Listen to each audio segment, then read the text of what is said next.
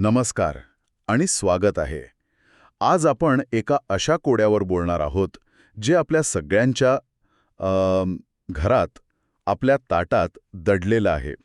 विचार करा, एका बाजूला आपला देश आर्थिक प्रगती करतोय, लोकांचं उत्पन्न वाढतंय, पण त्याचवेळी आपलं आरोग्य मात्र खालावत चाललंय. हाच आहे भारताचा आहाराचा विरोधाभास. हा असा विरोधाभास आहे की जिथे खिसे भरत आहेत पण शरीर मात्र पोखरलं जातंय. अगदी. तर आज आपण यामागची कारणं शोधणार आहोत. पौष्टिक सुरक्षेऐवजी आपण अल्ट्रा प्रोसेस पदार्थांच्या चक्रात का अडकत चाललो आहोत. बरोबर. आणि हे समजून घेण्यासाठी आज आपल्याकडे काही महत्त्वाचे पुरावे आहेत, काही अभ्यासपूर्ण लेख आहेत, देशातील सर्वोच्च वैद्यकीय संस्थांचे अहवाल आणि काही विशिष्ट प्रयोगांचे निष्कर्ष सुद्धा आहेत, नाही का? हो. आज आपण या सगळ्या माहितीच्या आधारे या बदलाचं एक स्पष्ट चित्र उभं करणार आहोत. हा बदल का होतोय, त्याचे आपल्या आरोग्यावर आणि समाजावर काय परिणाम होत आहेत आणि या सगळ्यामागे कोणते आर्थिक सामाजिक धागेदोरे आहेत याचा आपण सखोल आढावा घेऊया. चला तर मग या गुंतागुंतीच्या पण तितक्याच महत्त्वाच्या विषयाच्या मुळाशी जाऊया. बघूया की आपल्या ताटात नेमकं काय शिजतंय. सुरुवातीला एक आकडा पाहूया जो वाचून मी खरंच थोडा वेळ थांबलो. आपल्या एका स्रोतानुसार 1999 पासून आजपर्यंत ग्रामीण भारतात प्रक्रिया केलेल्या म्हणजे पॅकेटमधल्या पदार्थांवरील खर्चात तब्बल 353% वाढ झाली आहे. 353%? हो, 353%. आणि शहरांमध्ये हा आकडा काही कमी नाहीये, 222%.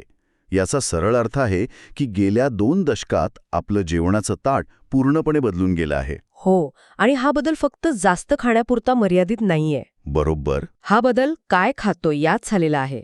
आपण पारंपरिक, घरी बनवलेल्या, ताज्या जेवणापासून दूर जातोय. आणि ultra processed, ready to eat पदार्थांच्या जवळ गेलो आहोत. अगदी. आणि हे पदार्थ म्हणजे काय? तर प्रामुख्याने रिफाईंड कर्बोदके आणि साखर यांनी भरलेले. ICMR म्हणजे आपल्या देशाची सर्वोच्च वैद्यकीय संशोधन संस्था, त्यांच्या एका अभ्यासात एक धक्कादायक गोष्ट सांगते. कोणती? ते म्हणतात की भारतीयांच्या आहारात जी एकूण ऊर्जा मिळते त्यापैकी तब्बल 62% ऊर्जा ही निकृष्ट दर्जाच्या कर्बोदकांमधून येते. बापरे. म्हणजे आपण ऊर्जेसाठी जे खातोय तेच आपल्याला आतून कमजोर करतंय. उदाहरणार्थ सकाळच्या नाश्त्यातला बटाटा पराठा किंवा इडली सांबार. हो. हे पदार्थ चवीला उत्तम लागतात, पण त्यात प्रथिने किंवा फायबर जवळपास नसतंच. सगळा भर कर्बोदके आणि फॅट्सवर असतो. आणि गंमत म्हणजे पूर्वी हे पदार्थ कधीतरी खाल्ले जायचे. हो, एक चैनीची वस्तू म्हणून. बरोबर. आता मात्र धावपळीच्या आयुष्यात वेळेच्या अभावी हे सोयीचे पर्याय बनले आहेत. तुम्ही वेळेचा अभाव हा जो मुद्दा मांडला तो खूप महत्वाचा आहे. यालाच काही अभ्यासक टाइम पॉवर्टी म्हणतात. अच्छा. आणि यामुळेच या अल्ट्रा प्रोसेस्ड पदार्थांनी आपलं आयुष्य व्यापून टाकलं आहे. म्हणूनच आपल्या स्रोतांमध्ये एक अत्यंत महत्वाची गोष्ट समोर आली आहे. या पदार्थांची प्राइस इलास्टिसिटी गेल्या 20 वर्षात 90% कमी झाली आहे. ओके. प्राइस इलास्टिसिटी हा शब्द थोडा जड वाटतोय. याचा सोपा अर्थ काय होतो? याचा सोपा अर्थ असा की वस्तूची किंमत वाढल्यावर तिच्या मागणीवर किती परिणाम होतो. म्हणजे समजा कांद्याचे भाव वाढले तर आपण कांदा कमी खातो. अगदी. पण या पॅकेटमधल्या पदार्थांच्या बाबतीत असं होत नाहीये. त्यांच्या किमती वाढल्या तरी लोक ते विकत घेणं थांबवत नाहीत. का? कारण आता ते चैनीचे पदार्थ राहिलेले नाहीत, तर लोकांच्या आयुष्यातल्या आवश्यक वस्तू बनल्या आहेत. खरंय. ही एक मोठी मानसिक आणि आर्थिक शिफ्ट आहे. आणि इथेच मला वाटतं खरी धोक्याची घंटा वाजतीये. कारण ज्या गोष्टींना आपण आवश्यक समजू लागलो आहोत त्याच आपल्या आरोग्याच्या मुळावर उठल्या आहेत. हो. ICMRचा एक ताजा अहवाल तर हे स्पष्टपणे सांगतो. काय म्हणतो तो अहवाल? त्यांच्या मते भारतात होणाऱ्या एकूण आजारांपैकी 56.4% आजारांचं मूळ कारण अयोग्य आहार आहे. 56.4%? हो. हे प्रमाण TB, मलेरियासारख्या संसर्गजन्य रोगांपेक्षाही जास्त आहे. म्हणजे आपला सर्वात मोठा शत्रू बाहेर नाही तर आपल्याच ताटात आहे. यालाच जागतिक आरोग्य संघटना असंसर्गजन्य रोगांचा संकट किंवा NCD क्रायसिस म्हणते. आणि भारतावर या संकटाचं सावट खूप गडद आहे. आकडेवारी पाहिली तर परिस्थितीचं गांभीर्य लक्षात येईल. आज भारतात 10 कोटींपेक्षा जास्त लोकांना मधुमेह आहे. आपण मधुमेहाची जागतिक राजधानी बनलो आहोत. हो. आणि एका अंदाजानुसार 2050 पर्यंत भारतात कर्करोगामुळे होणाऱ्या मृत्यूंमध्ये 75% वाढ होण्याची शक्यता आहे. हरिदेवा. या सगळ्याचा थेट संबंध आपल्या बदललेल्या जेवणाच्या सवयींशी आहे. आणि यात आणखी एक विचित्र विरोधाभास आहे जो मला आपल्या स्रोतांमध्ये वाचून खूपच अस्वस्थ करणारा वाटला. कोणता? तो म्हणजे एकाच वेळी, कधीकधी एकाच घरात आपल्याला कुपोषण आणि लठ्ठपणा या दोन्ही समस्या एकत्र दिसतात. बरोबर. म्हणजे एका बाजूला मुलांची वाढ खुंटलेली आहे आणि दुसऱ्या बाजूला घरातील मोठे लठ्ठ होत चाललेत. अगदी. यालाच आरोग्य क्षेत्रातील तज्ज्ञ दुहेरी ओझे किंवा डबल बर्डन म्हणतात. Double burden?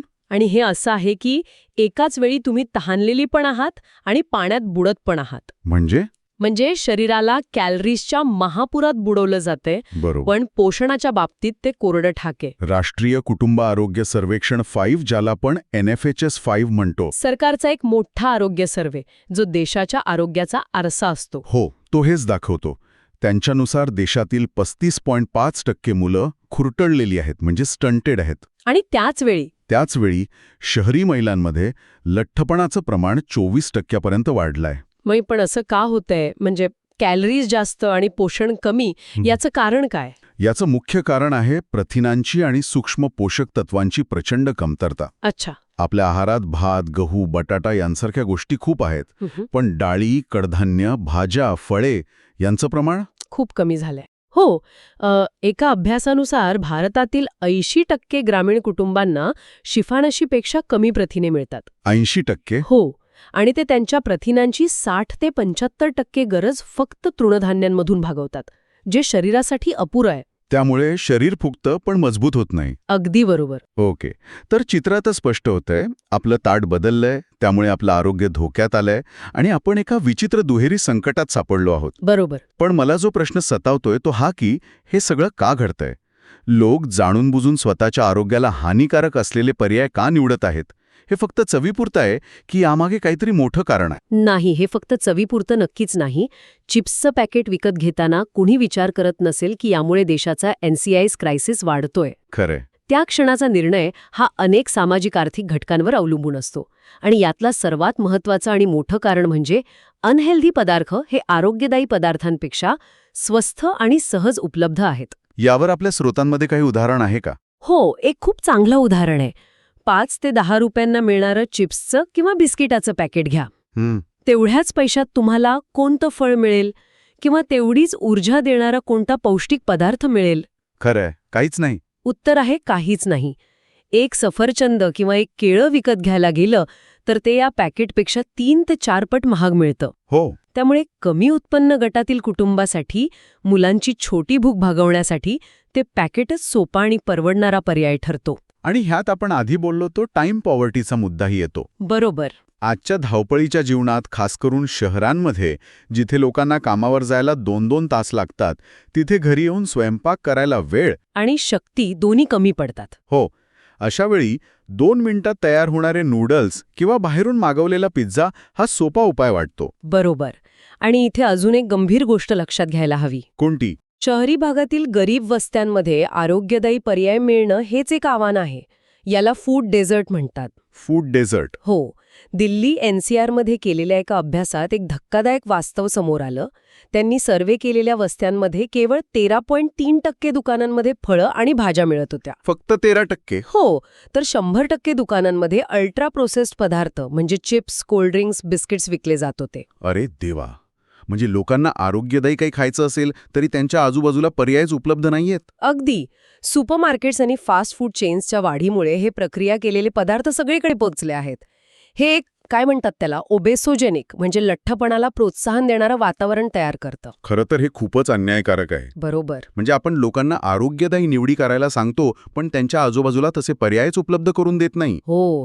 हे म्हणजे एखाद्याला पोहायला सांगण्यासारखं आहे पण त्याला पाणीच न देता. हे सगळं ऐकून खरंच खूप निराशा येतेय. असं वाटतंय की आपण एक अशा चक्रात अडकलो आहोत जिथे आर्थिक प्रगतीच आरोग्याच्या घसरणीला कारणीभूत ठरत आहे आणि यातून बाहेर पडण्याचा मार्गच नाहीये. पण आपल्या स्रोतांमध्ये एक अशी गोष्ट आहे जिने मला थोडा दिलासा दिला, एक आशेचा किरण दाखवला. मुंबईतील प्रयोगाबद्दल बोलताय तुम्ही?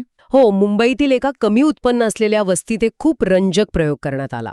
हो, हा एक अतिशय महत्त्वाचा अभ्यास आहे. या प्रयोगामुळे आपल्याला या समस्येवरच्या उत्तराची एक दिशा मिळू शकते.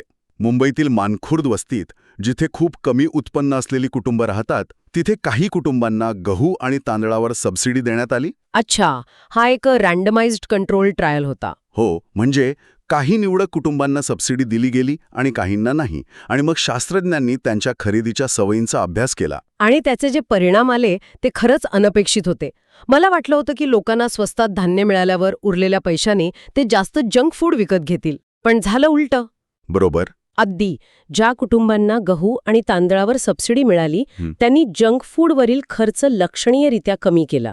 किती कमी केला? सॉफ्ट ड्रिंक्सवरील त्यांचा खर्च 31% कमी झाला आणि नमकीन किंवा स्नॅक्सवरील खर्च 16% कमी झाला. ही तर अविश्वसनीय आहे. पण मग त्यांनी उरलेल्या पैशांचं काय केलं? इथेच खरी गंमत आहे. त्याचवेळी त्यांचा मसाले आणि जेवणासोबत लागणाऱ्या इतर गोष्टींवरील खर्च वाढला. म्हणजे घरगुती जेवणावरचा खर्च वाढला. हो, मसाल्यांवरचा खर्च 27% आणि इतर पूरक पदार्थांवरचा खर्च 21% वाढला. याचा स्पष्ट अर्थ असा होतो की जेव्हा लोकांच्या मूलभूत अन्नधान्याची म्हणजे पोट भरण्याची चिंता मिटते तेव्हा ते बाहेरचे पदार्थ कमी करून घरी जेवण बनवण्याकडे आणि ते चविष्ट करण्याकडे अधिक लक्ष देतात. बरोबर. म्हणजे हे तर खूपच मोठं सत्य समोर आणतंय. याचा अर्थ आपण गरिबी आणि पोषणाकडे ज्या नजरेनं बघतो तीच बदलायला हवी. हो, प्रश्न फक्त लोकांकडे पैसे नसण्याचा नाहीये. आर्थिक स्थिरतेचा आहे. आर्थिक स्थैर्य मिळाल्यावर लोक अधिक चांगले निर्णय घेऊ शकतात हेच यातून दिसतंय. तुम्ही अगदी अचूक मुद्दा पकडला आहे. वाढलेल्या उत्पन्नामुळे किंवा सबसिडीमुळे लोक जास्त जंक फूड खातील हा जो एक सर्वसाधारण समज आहे.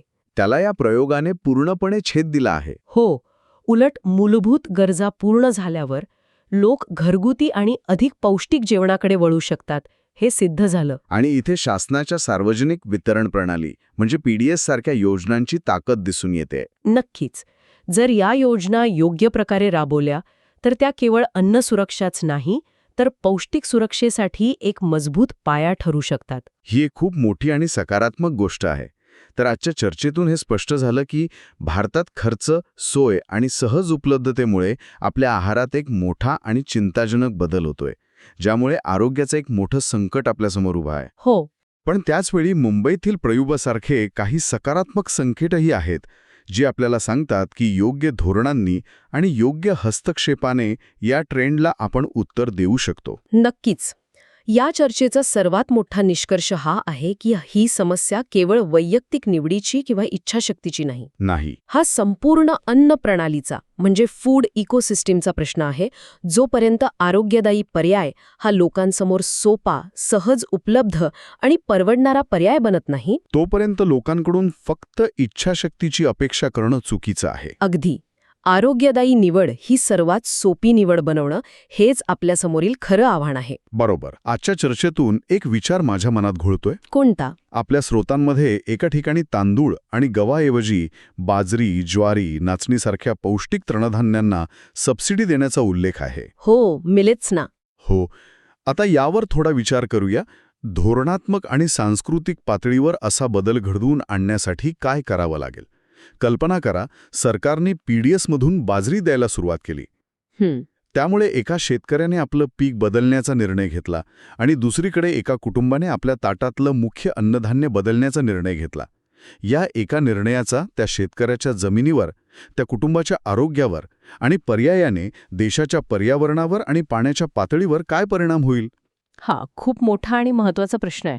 यावर विचार करायला नक्कीच हरकत नाही.